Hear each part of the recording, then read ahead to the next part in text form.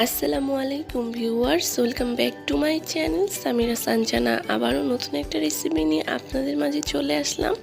আজ আমি আপনাদেরকে তৈরি করে দেখাবো মাত্র 3টা ডিম দিয়ে পুডিং রেসিপি। আর এই 3টা ডিম দিয়ে কিভাবে আপনারা এত সুন্দর ভীষণ মজাদার পুডিং রেসিপিটা তৈরি করবেন খুবই সহজভাবে রেসিপিটা আপনাদের মাঝে তুলে ধরবো। আশা করি আমার আজকের রেসিপিটা আপনাদের কাছে ভালো লাগবে। তো চলুন এই মজাদার পুডিং রেসিপিটা কিভাবে তৈরি করতে হয় দেখে নেওয়া যাক।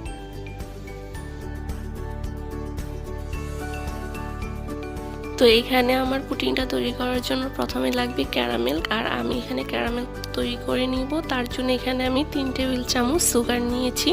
আর এখানে আমি কিন্তু কোনো প্রকার পানি কিংবা কিছুই দিইনি। আপনারা চিনিটা এভাবে নিয়ে ডিম আঁচে চুলাটাতে রেখে দিবেন, আর এটা চিনিটা আস্তে আস্তে পুড়ে ক্যারামেলটা তৈরি হয়ে যাবে। তো আপনারা দেখতে পারতেছেন মাঝখান দিয়ে একটা ছিদ্রর মতো হয়ে গেছে, বুটবুটির মতো উঠতেছে, আর চিনিটা পুড়ে এইভাবে ক্যারামেলটা তৈরি হয়ে যাবে। তো এই পর্যায়ে আমি এটাকে নেড়েচেড়ে ক্যারামেলটা পুরোপুরি তৈরি করে নিব আর ফিরে আসছি পুরোপুরি ক্যারামেলটা তৈরি হওয়ার পরে। আর দেখুন এর মাঝে কিন্তু আমার পুরোপুরি ক্যারামেলটা তৈরি হয়ে গেছে, আর এর কালারটা ঠিক এরকম একটা খয়েরি কালারের মতো আসবে। এটাকে একেবারে কালো করে ফেলবেন না, তাতে করে আপনার ক্যারামেলের স্মেলটা নষ্ট হয়ে যাবে আর ক্যারামেলটা পুড়ে যাবে।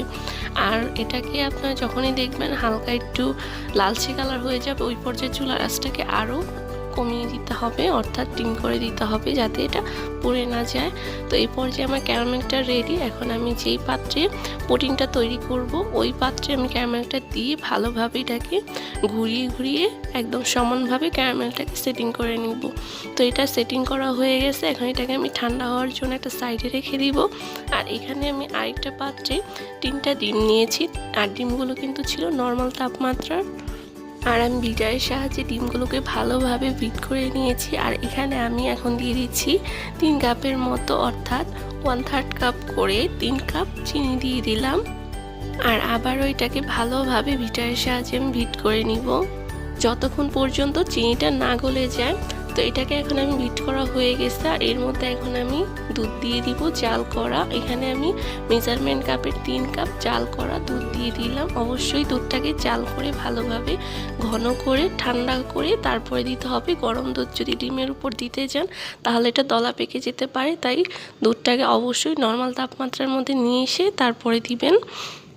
আর এখানে হয়তো বা আপনারা একটা জিনিস খেয়াল করেছেন, আমি যেরকম ডিমের পরিমাণটা নিয়েছি ঠিক ওরকমই চিনির পরিমাণটা নিয়েছি, আর দুধের পরিমাণটাও সেম একই নিয়েছি।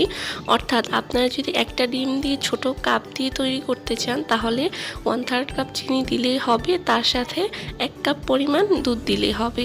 তাই এখানে যেমন আমি 3টা ডিম নিয়েছি ওই পরিমাণই 1/3 কাপ দিয়ে আমি 3 কাপ চিনি দিয়েছি, আর দুধও আমি মেজারমেন্ট কাপের 3 কাপ দিয়েছি। আর এখন আমি মিশ্রণগুলোকে ভালোভাবে মিক্সড করে নিব একটা স্প্যাচুলার সাহায্যে। আর যে পর্যায়ে আমার এটা মিক্সড করা হয়ে যাবে ওই পর্যায়ে একটা ছাঁকনির সাহায্যে ছেঁকে আমি দুধগুলো যেই বাটিতে পুডিং তৈরি করব ওই বাটিতে মিশ্রণগুলো দিয়ে দিব।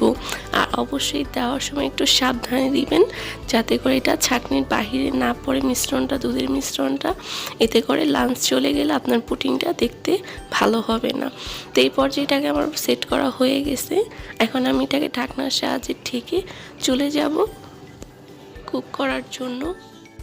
আর এখানে আমি কুক করার জন্য একটা ননস্টিকের বড় প্যান নিয়েছি, আর এর মধ্যে আমি একটা স্টিলের স্ট্যান্ডার দিয়ে দিলাম। আর এখানে আমি দিয়ে দিব ঠান্ডা পানি।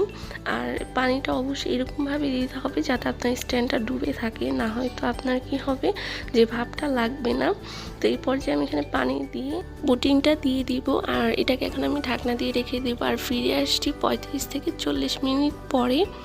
তো ফিরে আসলাম আবারও 40 মিনিট পরে। আর এই পর্যায়ে আমি কিন্তু চুলার আঁচটা বন্ধ করে দিয়েছি। আর এখন আমি এটাকে নামিয়ে ঠান্ডা হওয়ার পরে ফিরে আসছি। আর ঠান্ডা হওয়ার পরেও কিন্তু আমি এটাকে ফ্রিজে রেখে দিয়েছিলাম 2 ঘন্টার মতো।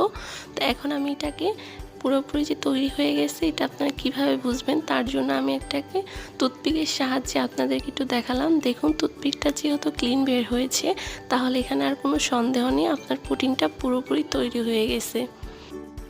আর যদি আপনার মনে হয় টুথপিকের মধ্যে একটু লিকুইড লাগতেছে তাহলে আপনি এটাকে আরও 5 মিনিট ধরে জাল করে নিতে পারেন, কোনো সমস্যা নেই।